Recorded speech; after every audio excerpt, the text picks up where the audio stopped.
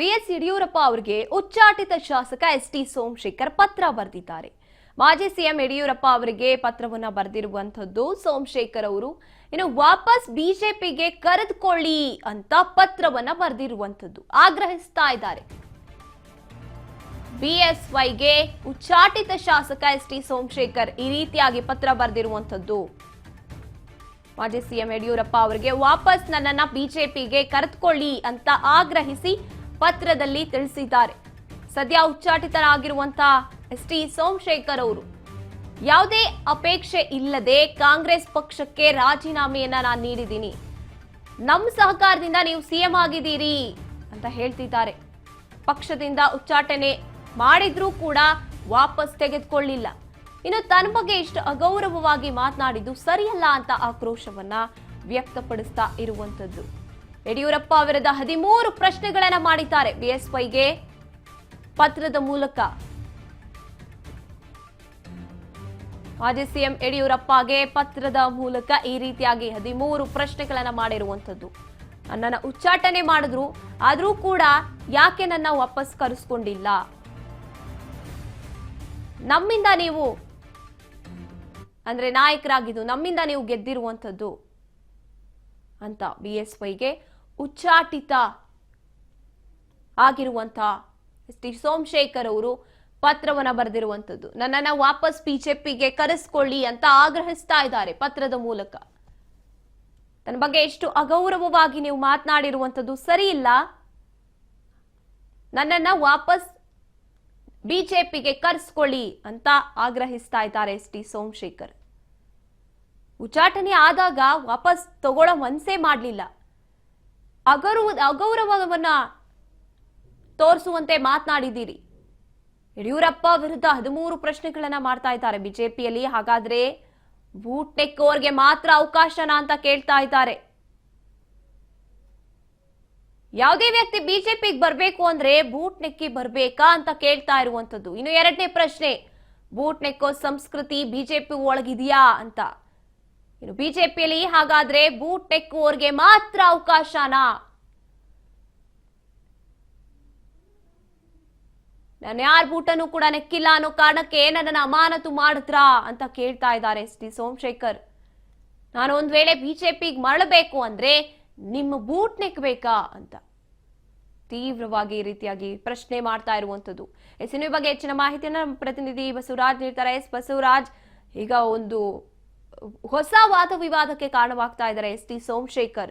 ಅವ್ರು ಕೇಳಿರುವಂತ ಒಂದೊಂದು ಪ್ರಶ್ನೆಯೂ ಕೂಡ ಅಷ್ಟರ ಮಟ್ಟಿಗೆ ಸ್ಟ್ರಾಂಗ್ ಆಗಿರುವಂತ ಪ್ರಶ್ನೆಗಳನ್ನ ಯಡಿಯೂರಪ್ಪ ಅವ್ರಿಗೆ ಕೇಳ್ತಿದ್ದಾರೆ. ನಿಜಕ್ಕೂ ಏನಾಯ್ತು ಈ ಬಗ್ಗೆ ಹೆಚ್ಚಿನದಾಗಿ ಹೇಳ್ತಾ ಹೋಗೋದಾದ್ರೆ?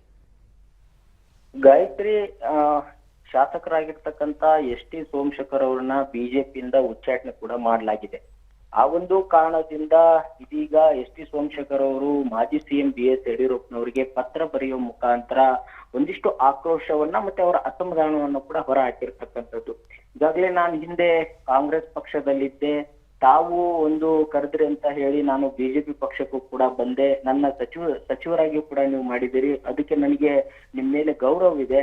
ಆದ್ರೆ ಅವಾಗೂ ಕೂಡ ನೀವು ಹೇಳಿದ್ರಿ ನನ್ನ ಪುತ್ರ ರಾಜ್ಯಾಧ್ಯಕ್ಷರಾಗ್ತಾರೆ, ಯಾವುದೇ ಕಾರಣಕ್ಕೂ ಕೂಡ ನೀನು ಆತಂಕ ಪಡೋದು ಬೇಡ ಅನ್ನುವಂತ ಮಾತನ್ನು ಕೂಡ ಕೊಟ್ಟಿದ್ರಿ. ಆದ್ರೆ ಇದೀಗ ನನ್ನನ್ನು ಉಚ್ಚಾಟನೆ ಮಾಡಿದಿರಿ, ಯಾವುದಕ್ಕೆ ಅನ್ನುವಂಥದ್ದು ಕಾರಣವನ್ನ ಹೇಳಬೇಕು ಅನ್ನುವಂತಹ ನಿಟ್ಟಿನಲ್ಲಿ ಕೂಡ ಎಸ್ಟಿ ಸೋಮಶೇಖರ್ ಅವರು ಸುದೀರ್ಘವಾಗಿರ್ತಕ್ಕಂತ ಪತ್ರವನ್ನ ಬರೆದು ಮಾಜಿ ಸಿಎಂ ಬಿಎಸ್ ಯಡಿಯೂರಪ್ಪನವರಿಗೆ ಒಂದು ಪತ್ರದ ಮುಖಾಂತರ ಅವರ ಆಕ್ರೋಶವನ್ನು ಕೂಡ ಹೊರ ಹಾಕಿರ್ತಕ್ಕಂಥದ್ದು. ಪ್ರಮುಖವಾಗಿ ಎಸ್ಟಿ ಸೋಮಶೇಖರ್ ಅವರು ಕಾಂಗ್ರೆಸ್ ಪಕ್ಷದಿಂದ ಬಿಜೆಪಿಗೆ ಬರುವಂತಹ ಸಂದರ್ಭದಲ್ಲಿ ಬಿಎಸ್ ಯಡಿಯೂರಪ್ಪನವರ ಒಂದಿಷ್ಟು ಮಾತುಗಳನ್ನ ಕೇಳಿ ಅವರ ಒಂದು ಭರವಸೆ ಮೇಲೆ ಕೂಡ ಬಿಜೆಪಿ ಪಕ್ಷಕ್ಕೆ ಬಂದಿರತಕ್ಕಂಥದ್ದು. ಹಾಗಾಗಿ ಇದೀಗ ಅವ್ರನ್ನ ಪಕ್ಷದ ವಿರುದ್ಧವಾಗಿ ಚಟುವಟಿಕೆ ನಡೆಸಿದ್ದಾರೆ ಅನ್ನುವಂತಹ ನಿಟ್ಟಿನಲ್ಲಿ, ಕಾಂಗ್ರೆಸ್ ಪಕ್ಷದ ನಾಯಕರ ಜೊತೆ ಇದ್ದಾರೆ ಅನ್ನುವಂತಹ ನಿಟ್ಟಿನಲ್ಲಿ ಅವರನ್ನ ಈಗ ಉಚ್ಚಾಟನೆ ಮಾಡಿರ್ತಕ್ಕಂಥ ಹಿನ್ನೆಲೆಯಲ್ಲಿ ಸುದೀರ್ಘವಾಗಿರ್ತಕ್ಕಂಥ ಪತ್ರವನ್ನ ಎಸ್ಟಿ ಸೋಮಶೇಖರ್ ಅವರು ಬರೆದಿರ್ತಕ್ಕಂಥದ್ದು.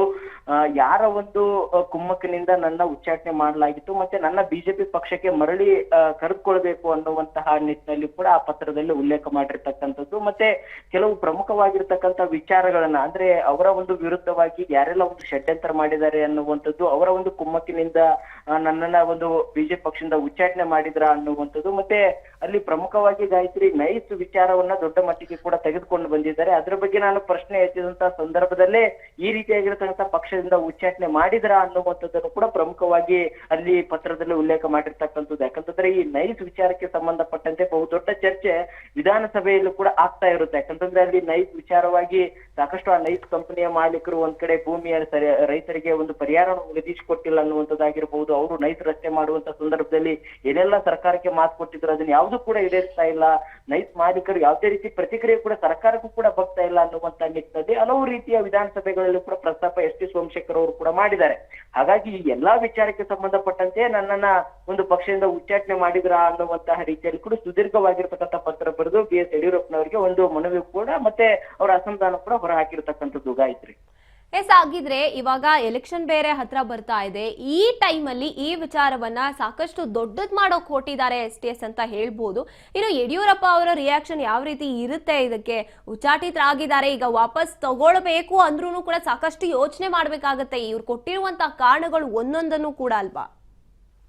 ಖಂಡಿತ ಗಾಯತ್ರಿ. ಒಂದ್ ಕಡೆ ಎಸ್ ಟಿ ಸೋಮಶೇಖರ್ ಅವರು ಈಗ ಒಂದ್ ಕಡೆ ಚುನಾವಣೆ ಕೂಡ ಅಂದ್ರೆ ಉಪಚುನಾವಣೆ ಕೂಡ ಬರ್ತಾ ಇದೆ. ಉಪಚುನಾವಣೆಯಲ್ಲಿ ಬಿಜೆಪಿ ಕೂಡ ತನ್ನದೇ ಆಗಿರ್ತಕ್ಕಂಥ ಸ್ಟ್ರಾಟಜಿ ಮುಖಾಂತರ 2 ವಿಧಾನಸಭಾ ಕ್ಷೇತ್ರಗಳನ್ನ ಗೆಲ್ಬೇಕು ಅನ್ನುವಂತ ನಿಟ್ಟಿನಲ್ಲಿ ಮುಂದಾಗ್ತಾ ಇದೆ. ಅದರ ಜೊತೆಗೆ ಈಗ ಸ್ಥಳೀಯ ಮಟ್ಟದ ಚುನಾವಣೆ ಕೂಡ ಬರ್ತಾ ಇದ್ದಾವೆ. GBA ಚುನಾವಣೆಗೆ ಕೂಡ ಸಾಕಷ್ಟು ಸಿದ್ಧತೆಯನ್ನ ಬಿಜೆಪಿ ನಾಯಕರು ಕೂಡ ಮಾಡ್ಕೊಳ್ತಾ ಇದ್ದಾರೆ. ಈ ಒಂದು ಸಂದರ್ಭದಲ್ಲಿ ಎಸ್ ಟಿ ಸೋಮಶೇಖರ್ ಅವರು ತಮ್ಮ ಒಂದು ಈ ಒಂದು ಆಕ್ರೋಶವನ್ನ ತಮ್ಮ ಒಂದು ಅಸಮಾಧಾನವನ್ನ ಬಿ ಎಸ್ ಯಡಿಯೂರಪ್ಪನವರಿಗೆ ಪತ್ರ ಬರೆಯುವ ಮುಖಾಂತರ ಹೊರ ಹಾಕಿರ್ತಕ್ಕಂಥದ್ದು ಸಾಕಷ್ಟು ಕುತೂಹಲಕ್ಕೆ ಎಡೆ ಮಾಡಿಕೊಡ್ತದೆ. ಯಾಕಂತಂದ್ರೆ ಇಷ್ಟು ದಿನಗಳ ಕಾಲ ಯಾವುದೇ ರೀತಿ ಕೂಡ ಅದ್ರ ಬಗ್ಗೆ ಪ್ರತಿಕ್ರಿಯೆ ಕೊಟ್ಟಿಲ್ಲ. ಅವರ ಪಕ್ಷದಿಂದ ಉಚ್ಚಾಟನೆ ಮಾಡಿದ್ರು ಸಹಿತ ಅದಕ್ಕೆ ಸ್ವಾಗತ ಮಾಡುವಂತ ರೀತಿಯಲ್ಲಿ ಕೂಡ ಎಸ್ ಟಿ ಸೋಮಶೇಖರ್ ಅವರು ಮುಂದಾಗ್ತಾ ಇದ್ರು. ಆದ್ರೆ ಇದೀಗ ಇದ್ದಕ್ಕಿದ್ದಂತೆ ಅವರು ಪತ್ರವನ್ನ ಬರೆದು ಮತ್ತೆ ಬಿಜೆಪಿಗೆ ನಾನು ವಾಪಸ್ ಕರ್ಸ್ಕೊಳ್ಬೇಕು ಅನ್ನುವಂತ ನಿಟ್ಟಿನಲ್ಲಿ ಕೂಡ ಅವರು ಮಾತನಾಡಿದ್ರು. ಯಾಕಂತಂದ್ರೆ ಕಾಂಗ್ರೆಸ್ ಪಕ್ಷದ ಶಾಸಕಾಂಗ ಸಭೆ ನಡೆಯುವಂತ ಸಂದರ್ಭದಲ್ಲಿ ಕೂಡ ಅವರು ಭಾಗವಹಿಸಿದ್ದಾರೆ. ಇಂಥ ಒಂದು ಸಂದರ್ಭದಲ್ಲಿ ಇದನ್ನೆಲ್ಲವನ್ನು ಕೂಡ ಉಲ್ಲೇಖ ಮಾಡಿಕೊಂಡೇ ಮತ್ತೆ ಪರಿಷತ್ ಚುನಾವಣಾ ಸಂದರ್ಭದಲ್ಲಿ ಕೂಡ ಕಾಂಗ್ರೆಸ್ ಪಕ್ಷದ ಪರವಾಗಿ ಹಾಕಿದ್ದಾರೆ ಮತವನ್ನು ಅನ್ನುವಂತ ಆರೋಪ ಕೂಡ ಇದೆ. ಇದನ್ನೆಲ್ಲವನ್ನು ಕೂಡ ಗಮನದಲ್ಲಿಟ್ಟುಕೊಂಡು ಅವ್ರನ್ನ ಪಕ್ಷದಿಂದ ಉಚ್ಚಾಟನೆ ಮಾಡಿದ್ದಾರೆ. ಆದ್ರೆ ಇದೀಗ ಇದ್ದಕ್ಕಿದ್ದಂತೆ ಬಿ ಎಸ್ ಯಡಿಯೂರಪ್ಪನವರಿಗೆ ಸುದೀರ್ಘವಾಗಿರತಕ್ಕಂಥ ಪತ್ರವನ್ನ ಬರೆದು ವಾಪಸ್ ಬಿಜೆಪಿಗೆ ಕರೆದುಕೊಳ್ಬೇಕು ಅನ್ನುವಂಥದ್ದು ಮತ್ತೆ ಅವರ ವಿರುದ್ಧವಾಗಿ ಏನಾದ್ರೂ ಷಡ್ಯಂತ್ರ ಪಕ್ಷದ ವಲಯದಲ್ಲಿ ನಡೀತಾ ಇದೆಯಾ, ನಿಮ್ಮನ್ನು ನಂಬಿದ್ದೇನೆ ನಾನು ಅನ್ನುವಂತ ರೀತಿಯಲ್ಲಿ ಒಂದಿಷ್ಟು ಬಿ ಎಸ್ ಯಡಿಯೂರಪ್ಪನವರ ಪರವಾಗಿ ಕೂಡ ಅದರಲ್ಲಿ ಉಲ್ಲೇಖ ಮಾಡಿರ್ತಕ್ಕಂಥದ್ದು. ಹಾಗಾಗಿ ಯಡಿಯೂರಪ್ಪನವರು ಯಾವ ರೀತಿಯಾಗಿ ಅದನ್ನ ಎಸ್ ಟಿ ಸೋಮಶೇಖರ್ ಅವರ ಪತ್ರವನ್ನ ತೆಗೆದುಕೊಳ್ತಾರೆ, ಪಕ್ಷದ ಹೈಕಮಾಂಡ್ ನಾಯಕರಿಗೆ ಬಗ್ಗೆ ವಿವರಣೆ ಕೊಡ್ತಾರಾ ಅಥವಾ ಎಸ್ ಟಿ ಸೋಮಶೇಖರ್ ಅವರನ್ನ ಕರೆದು ಮಾತನಾಡ್ತಾರಾ ಅನ್ನುವಂಥದ್ದು ಕಾದಷ್ಟು ನೋಡ್ಬೇಕಾಗಿದೆ ಗಾಯತ್ರಿ. ಎಸ್, ಧನ್ಯವಾದ ಬಸವರಾಜ್ ನಿಮ್ಮೆಲ್ಲ ಮಾಹಿತಿಗಾಗಿ. ನಮ್ಮ ಪ್ರತಿನಿಧಿ ಕೂಡ ಅದನ್ನೇ ಹೇಳ್ತಾ ಹೋದ್ರು. ಈ ಹಿಂದೆ ಇವಾಗ ಇನ್ನೇನು ಬೈ ಎಲೆಕ್ಷನ್ ಕೂಡ ಆರಂಭ ಆಗುತ್ತೆ. ಇಂಥ ಸಂದರ್ಭದಲ್ಲಿ ಒಂದೊಂದು ಅವರಿಗೆ ಆಗ್ತಾ ಇರುವಂತಹ ಅಸಮಾಧಾನಗಳನ್ನ ಕಂಪ್ಲೀಟ್ ಆಗಿ ಅವರು ಪಾಯಿಂಟ್ಸ್ ಮಾಡಿ ಅವರಿಗೆ ಪತ್ರದಲ್ಲಿ ಆಕ್ರೋಶವನ್ನು ಹೊರಹಾಕ್ತಾ ಇರುವಂತದ್ದು. ಇದನ್ನ ಯಾವ ರೀತಿ ತಗೋತಾರೆ BSY ಅನ್ನೋದನ್ನ ಕಾದ್ ನೋಡ್ಬೇಕಾಗತ್ತೆ. ಯಾಕಂದ್ರೆ ಅವರು ತಮ್ಮ ಅಸಮಾಧಾನಗಳನ್ನ ಅಷ್ಟು ಡೀಪ್ ಆಗಿ ಬಿಡಿಸಿ ಹೇಳ್ತಾ ಇರುವಂತದ್ದು. ಹೆಸರುಗಳನ್ನ ಕೆಲವೊಂದಷ್ಟು ಹೆಸರುಗಳನ್ನ ಅವರು ಅಲ್ಲಿ ಉಲ್ಲೇಖ ಮಾಡಿದ್ದಾರೆ. ಇವಾಗ ಯಾರನ್ನ ಉಲ್ಲೇಖ ಮಾಡಿದ್ದಾರೆ ಅವ್ರಿಗೂ ಕೂಡ ಒಂದ್ ರೀತಿಯಾಗಿ ತಪ್ಪಿತಸ್ಥರ ಅಥವಾ ಟ್ರಿಗರ್ ಆಗುವಂತ ಕೆಲಸವನ್ನ ಈಗ STS ಮಾಡ್ತಾ ಇರುವಂತದ್ದು. ಉಚ್ಚಾಟನೆ ಆಗಿದ್ದಾರೆ, ಇವಾಗ ವಾಪಸ್ ತಗೋಬೇಕಾ ಬೇಡ್ವಾ ಅನ್ನುವಂತ ಪರಿಸ್ಥಿತಿಯಲ್ಲಿ ಈಗ BSY ಇರ್ತಾರೆ. ಇನ್ನು ಅವರು ಕೊಟ್ಟಿರುವಂತ ಪ್ರಶ್ನೆಗಳಿಗೆ ಇವಾಗ ಉತ್ತರ ಕೊಡೋದು ಯಾವ ರೀತಿ ಉತ್ತರ ಕೊಡ್ತಾರೆ ಅನ್ನೋದನ್ನು ಕೂಡ ಕಾದ್ ನೋಡ್ಬೇಕಾಗಿದೆ.